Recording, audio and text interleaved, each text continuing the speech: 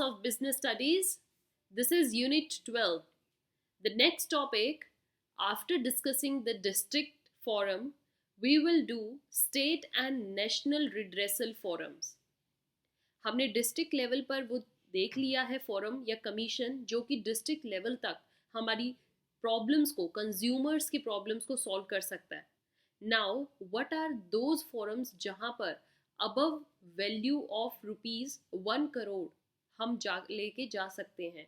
ऐसी कौन सी कंप्लेंट्स हैं जिनकी वैल्यू या जिनमें जो वर्थ है वो अबव ₹1 करोड़ है, तो where should consumer go. We will see today state and national forums and we will also see their basic features or characteristics. So let's start this session. So here first of all is state commission. State commission जैसे कि district commission था, अब state commission का क्या role होता है. The government establishes the state government. जैसे state government बनाती थी डिस्ट्रिक्ट फोरम को, ऐसे ही गवर्नमेंट बनाती है स्टेट कमीशन को. और स्टेट के नेम से ही आपको पता है कि ये हर स्टेट में एक होती है एट स्टेट लेवल. हर डिस्ट्रिक्ट में होती है डिस्ट्रिक्ट फोरम, और हर स्टेट में जैसे हरियाणा, राजस्थान, MP, UP, वहाँ पर आपको क्या मिलेंगी, state commissions. And following here are the features of the state commission. Let's see what are those basic features of state commission. It is made up of president. Okay? इसमें कौन कौन working parties होती हैं. Ruling party क्या होती है state commission में, एक होगा आपका प्रेसिडेंट एंड 2 मेंबर्स. सेम वैसे ही डिस्ट्रिक्ट फोरम में 1 is president and plus 2 members होते हैं. One of whom must be a women. उनमें से एक क्या होनी चाहिए, वुमेन. दोनों भी हो सकती हैं but at least one should be a women. Who are dash by state government.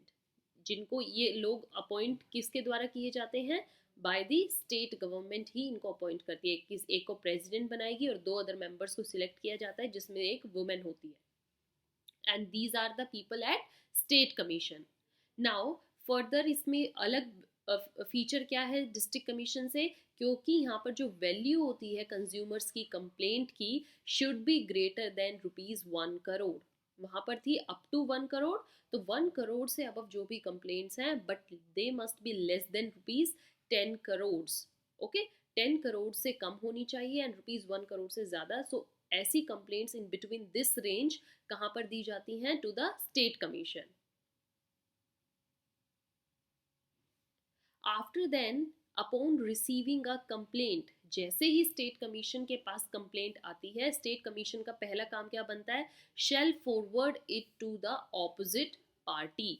जो ऑपोजिट पार्टी है जिसके खिलाफ, जो सेलर है, मैन्युफैक्चरर है, जिसके खिलाफ ये कंप्लेंट डाली गई है, उस पार्टी को भी इन्फॉर्म करना ज़रूरी है कि भैया आपके खिलाफ ऐसे ऐसे एक पर्टिकुलर कस्टमर ने कंप्लेंट डाली है, उसको आपसे ये शिकायत है.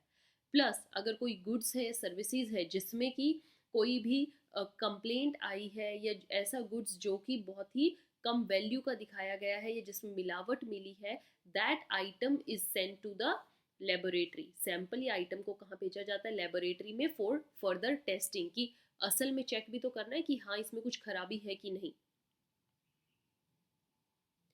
आफ्टर क्या होता है, आफ्टर बीइंग सेटिस्फाइड, अगर स्टेट कमीशन को लगता है कि यस इसमें कोई मिलावट थी या आइटम खराब था, state commission might require other party to, क्या बोल सकते हैं, उसको ऑर्डर दे सकते हैं दूसरी पार्टी को, जाओ भैया इसको रिप्लेस करके लाओ, ये आपका सामान खराब है.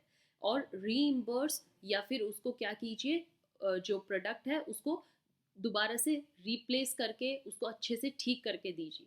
Okay, make it to the right use. और पे कंपनसेशन, प्लस आपको कंपनसेशन भी पे करनी पड़ेगी. अगर दूसरी पार्टी को, कोई कंज्यूमर को कोई लॉस हुआ है, कोई इंजरी फेस हुई है, उसको कंपनसेट करिए. If any of the parties is not pleased, हाँ ये भी चीज़ है कि स्टेट कमीशन से अगर सेलर या मैन्युफैक्चरर को लगा है कि उसके साथ धोखा हो रहा है या दे फेस इनजस्टिस या वो सेटिस्फाई नहीं है स्टेट कमीशन के डिसीजन से और विद द जजमेंट, क्या कर सकते हैं, they can file an complaint with national commission. Right, national commission के पास, या फिर अपील बोल सकते हैं हम इसको, फर्दर कंप्लेंट बोल सकते हैं। फाइल अ कंप्लेंट कहाँ पर करेंगे? विद नेशनल कमीशन, बट यहाँ पर डेज कितने रखने हैं? 30 डेज।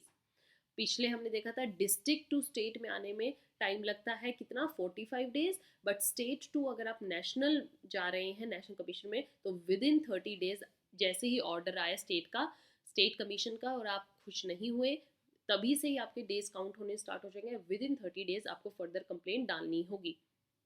अगर आप ऐसा नहीं करते तो आपका टाइम पीरियड खत्म हो जाएगा, and then you have to do all the things according to state commission's judgment. Now moving further to the next thing is state commission हमने रिवाइज कर लिया, डिस्ट्रिक्ट कर लिया। Moving to the third tier, that is national commission. The highest commission among these three is national commission.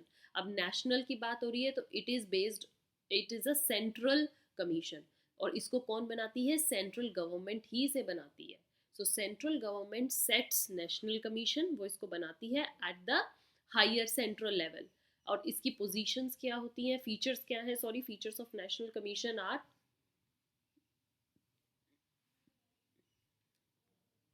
It is made up of president, यहाँ पर भी एक president मिलेगा आपको, and at least 4 members chosen by the central government.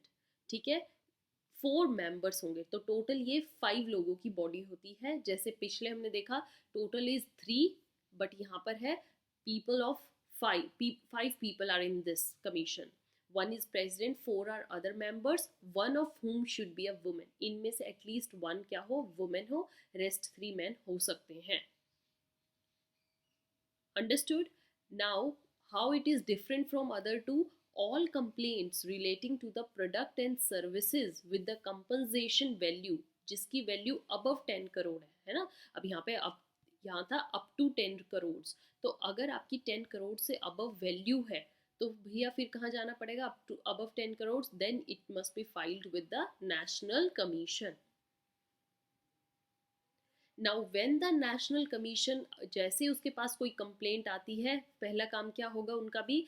It can also refer it to the opposite party. उनको भी ये दूसरी पार्टी को इन्फॉर्म करना है कि भैया आपके लिए कंप्लेंट आ चुकी है, किसी ने आपके खिलाफ शिकायत दर्ज करवाई है, एंड जो भी प्रोडक्ट होगा, आइटम होगा, they should send it for testing to the laboratory. Same way जैसे अदर डिस्ट्रिक्ट और स्टेट काम करती है।